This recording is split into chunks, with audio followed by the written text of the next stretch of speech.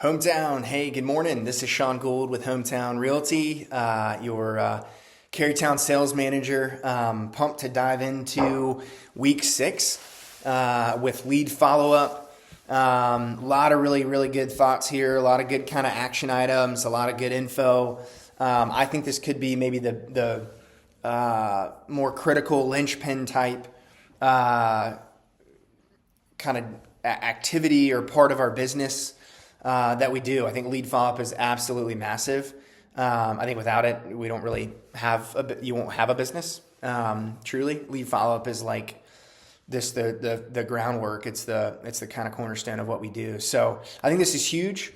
So pumped, really pumped to give you some thoughts, hopefully a couple tips as you're heading into this week to jumpstart your business a little bit more. So as we get started kind of every week, let's just kind of recap, right? Let's kind of go back and look at last week and kind of see, hey, how do we do with our action items, right? Last week we were talking about open houses, the kind of role-playing open house script, scheduling an open house. Did you schedule it?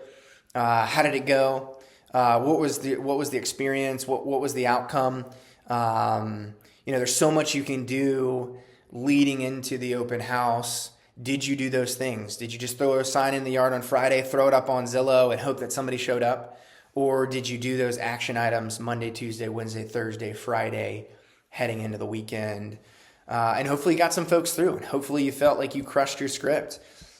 Hopefully you feel like you got some folks that you can follow up with, which is perfect. Heading into this week where we get to talk about lead follow-up, hopefully you got a handful of folks that you can get in your database and you can do this week's kind of curriculum with. So if you want to hit pause, chat with your group in the room about just last week action items, and then once you're done, hit play and we'll jump into week 6 stuff. So here we go.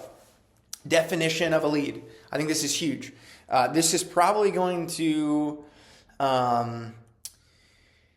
create a much needed framework for an effective real estate business. I would say that if you are unable to define your leads, you're setting yourself up for failure. You're or maybe not failure, but you're definitely setting yourself up for wasted time, wasted energy, wasted effort, wasted resources. And what I mean by that is if you're unable to define what a lead is, then you're not going to know how to follow up with that lead. You're not going to know how to organize that lead. You're not going to know even how to just like respond to that client or to that lead, to that person. And it's going to lead to headache. It's going to lead to, again, like wasting time. It's going to lead to wasted energy and effort that you don't want. Like, there's other things in my life that I want to spend time on, certainly within my business, than wasting it on bad leads, on folks that aren't in a place to increase production and increase my business. So number one is probably where we're going to spend most of the time, which is great. And I hope in your group you spend a lot of time there on defining a lead. So let's do that a little bit. Three bullet points: ABC. Someone willing to do business, their motivation checks out, and their time frame checks out. And you could really boil down each of these questions and spend a whole class on A and B and C. But we'll just kind of hit like a high level. We'll hit a high level pass over here on these. Someone willing to do business, right? If you're having conversations with folks, they feel squirrely, they feel flighty, their story doesn't line up. It probably means that they're not someone willing to do business. You don't want somebody that's window shopping, that's just kicking tires, right? That kind of flows into item B, their motivation level. Is their motivation level checking out? Like, if somebody's not motivated to buy a home or to list their house, You can try to give a little shove, but you're probably not going to get anywhere. It's that old saying, you can lead a horse to water, but you can't make him drink. If somebody doesn't want it for themselves, you're just going to waste time. You're going to waste time. You can dangle a carrot, like motivate them. Try to give them some things to grab their attention to see if they want to bite. But if they're not biting, don't waste your time there. So identifying motivation level, does it check out? How motivated are they? That's going to help you kind of filter through your own database, right? All of this is, as we're defining and refining and redefining, your leads, that's going to help your database heading into the year. So motivation level is huge. And then time frame. Does their time frame check out? And this is a really important one. And all three of these, A, B, and C, they work together. You don't really want to isolate one by itself. And if somebody's like really motivated, then you're really jazzed about them, and you're just going everywhere they want to go, because they might be a year out, and that's actually not worth your time. So all three of these need to really line up. You need to be able to say, hey, it's somebody I'm willing to do business with, and they're willing to do business. Their motivation level checks out, and their time frame checks out. And when we talk and think about time frame, I think it's really helpful just to divide it into kind of like months, like 1 to 3 months. I call that a hot lead. 3 to 6 months, that's kind of lukewarm. Definitely somebody you want to follow up with, pretty consistently. If they're 6 months to a year out, or really beyond that year, they're kind of in that cold category of, hey, I'm going to hit them with a drip campaign, which is where you reach out once a quarter. And you just say, hey, thinking about you, how's it going? What's going on with XYZ? I imagine nothing's changed. Am I correct? You can just drop little clues here and there to, see if something's changed. But, if they're a year out, again, you don't need to just invest all your time in that person. It's really not going to go anywhere. But if their time frame checks out, their motivation level is there.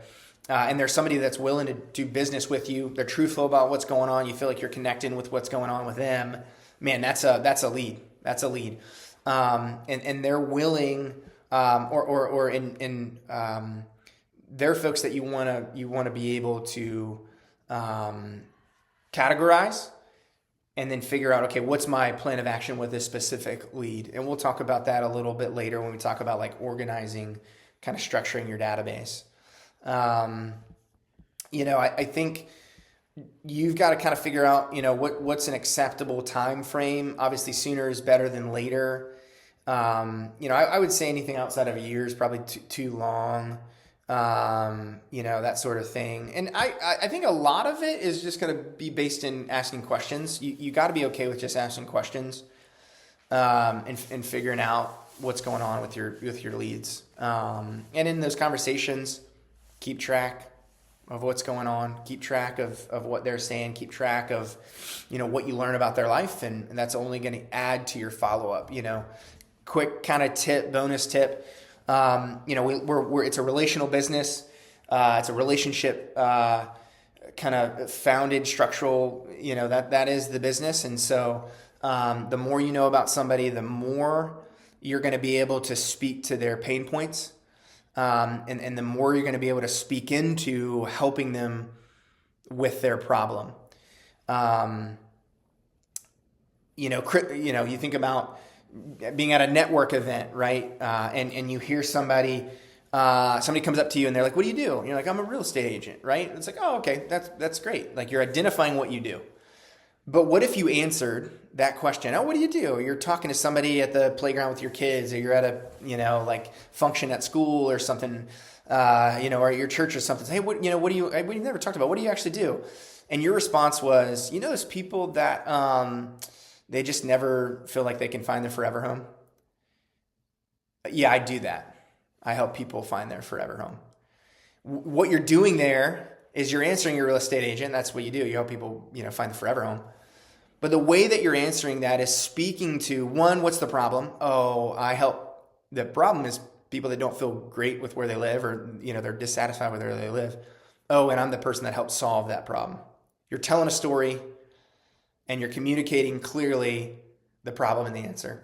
So little bonus tip there, as you're communicating with folks, find that problem, identify the problem, and then communicate to them that you are that answer. And you or hey, I know how to find that answer. We can solve this together. That's a huge way to provide follow-up. And what I mean by relationship business is you're not going to be able to do that unless you're connecting with folks, following up with them, asking them questions, taking notes while you're following up with them on what's going on kind of in their lives. How much, how to determine a seller's time frame. How do you determine a client's motivation? We've got a great kind of motivation scale there. How many months out are they? When do they need to move? What's their likelihood of moving? Take some time and kind of diagnose and go through your database and be able to kind of hone in and level with yourself, level with your clients as you're going through. Actually, let's go ahead and jump down. I think a really good place in this course to spend some time on is that question where how do we organize and track our leads? This is a key one to follow up. It's being able to define your lead and then being able to track and organize that lead. That's essentially follow up. If you could just you throw it in the boiler and you boil it down, that's what it's going to be. It's going to be defining your lead, and it's going to be organizing and tracking your lead. That's like the nuts and bolts of lead follow up. And if you're going to do that, and if you can do that, your business is going to flourish from that. It's going to be huge. It's going to just grow. You're going to see your productivity, your production skyrocket. But let's talk about organization. Let's talk about tracking leads. You got to have a CRM, whether it's Buffini or it's Follow Up Boss or some other platform that is going to manage your database with you and for you. Sticky notes not going to work. Your memory's not going to work.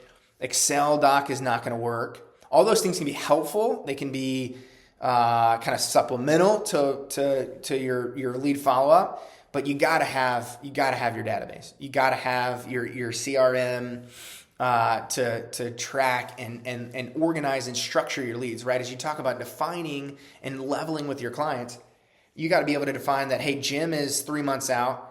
Kathy's 1 month out, and Joe is 2 years out.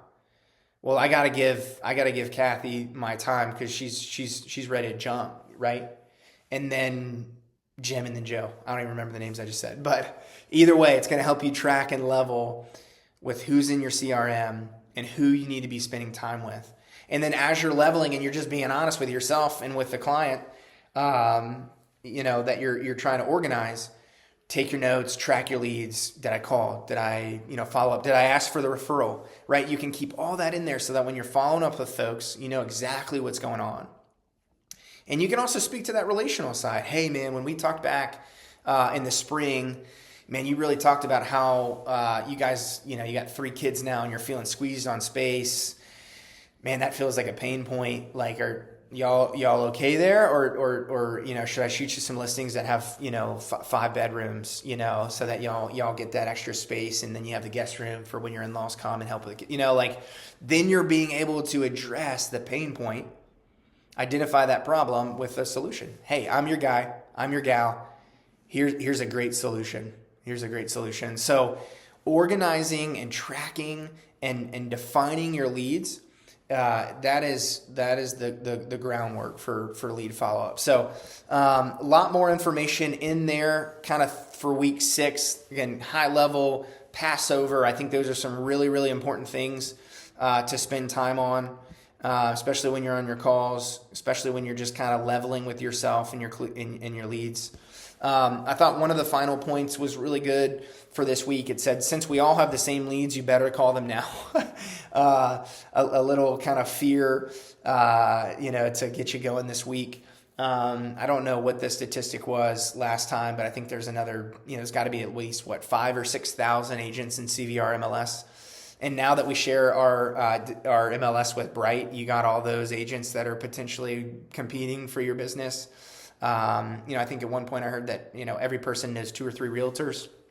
So if you're not following up with your leads, somebody else is. Somebody else is. So just be the one to follow up with the lead. Be the one to touch base with them. I've never had a client in 8-9 years of doing real estate that said, "Hey, you never followed up with me enough." You know, you know, or and then on the other side of the spectrum, I've never had a client say, "Hey, you communicated with me too much." And so what that means is, hey, follow up. If somebody, hey Sean, you're reaching out, you're reaching out too much, then I know I'll pump the brakes. But I've never had somebody say that. So define it, organize it, track it. Man, those are going to be those are the sweet spots of follow up. So some action points this week: call your leads, set the appointment. Define. I'd go through and define your database. I'd organize it, and I'd start tracking if you're not.